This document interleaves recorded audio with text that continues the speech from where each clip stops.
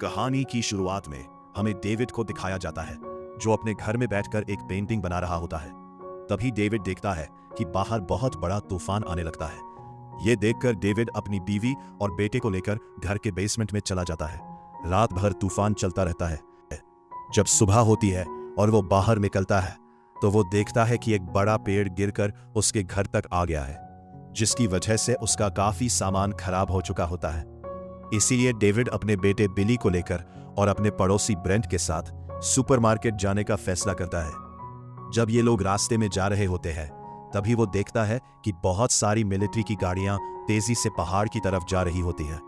उसे ये थोड़ा अजीब लगता है, लेकिन वो इसे इग्नोर कर देता है। जब डेविड अपने बेटे बिली और पड़ोसी ब्रेंट के साथ सुपरमार्केट पहुंचे हैं तो वहां सब कुछ नॉर्मल लग रहा होता है। तभी बिली की मुलाकात उसके स्कूल टीचर से होती है तो दोनों आपस में थोड़ी देर बात करते हैं। इसी दौरान 3 आर्मी सोल्जर्स भी सुपरमार्केट के अंदर आते हैं।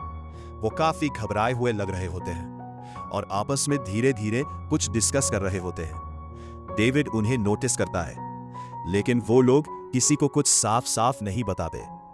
तभी अचानक पूरे शहर में पुलिस सायरन बजने लगते हैं और तभी एक आदमी खून से लथपथ सुपरमार्केट के अंदर भागता हुआ आता है। वो चिल्लाता है, धुंध में कुछ है, वो लोगों को ले जा रहा है। सब लोग बाहर देखते हैं और धीरे धीरे एक घनी सफेद धुंध पूरे शहर को निगलने लगती है।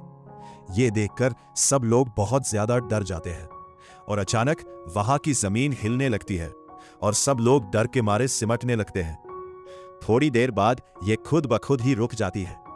किसी को बाहर क्या हो रहा है कुछ समझ में नहीं आता।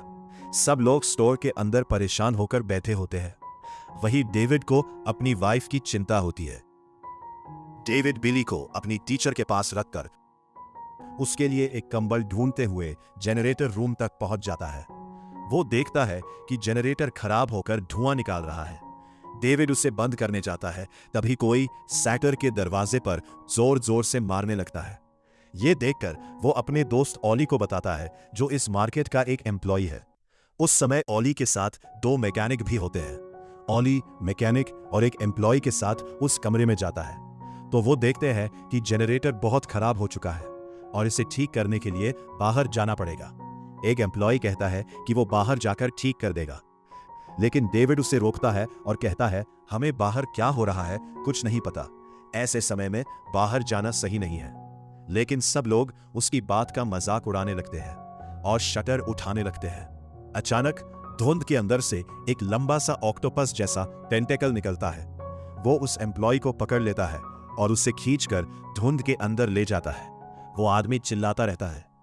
डेविड उसे मदद करने की कोशिश करता है, लेकिन और टेंटेकल आकर उसे अंदर खींच लेते हैं। ये देखकर बाकी लोग तुरंत शटर बंद कर देते हैं। शटर बंद करते समय एक टेंटेकल अंदर ही रह जाती है। डेविड तुरंत एक कुल्हाड़ी लेकर उसे काट देता है। इसके बाद डेविड सबको गाली देने लगता है क्योंकि उनकी बेवकूफी की वजह से एक आदमी मर गया। इसके बाद सीन में मिसेस कारमोडी नाम की एक औरत को दिखाया जाता है जो बार बार भगवान की बात करती रहती है। वो कहती है, ये भगवान का गुस्सा है, ये सब पाप का नतीजा है, भगवान हम सबको सजा दे रहा है। अमांडा को गुस्सा आ जाता है और वो कारमोडी को थप्पड़ मार देती है क्योंकि उसे उसकी बातें और व्यवहार अच्छा नहीं लगता। इसके बाद सब लोग बात करने लगते हैं कि अगर कोई चीज अंदर आने लगी तो उन्हें लड़ने के लिए तैयार रहना पड़ेगा और उन्हें कुछ हथियारों की जरूरत पड़ेगी। तभी अमांडा बताती है कि उसके पास एक गन है, लेकिन उसे चलाने का ज्यादा अनुभव नहीं है। तब ओली कहता है कि उसे गन चलानी आती है। उसी समय ब्रेंट कुछ लोगों को साथ लेकर बाहर जाने की तैयारी कर रहा होता है। उसे लगता है कि बाहर कोई खतरा नहीं है, सिर्फ धुंध है। सब लोग उसे रोकने की कोशिश करते हैं, लेकिन वो किसी की बात नहीं सुनता।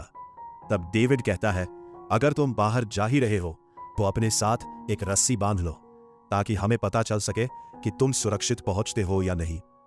अगर तुम जानना चाहते हो आगे क्या हुआ तो लाइक करो, सब्सक्राइब करो और पार्ट 2 अभी देखो।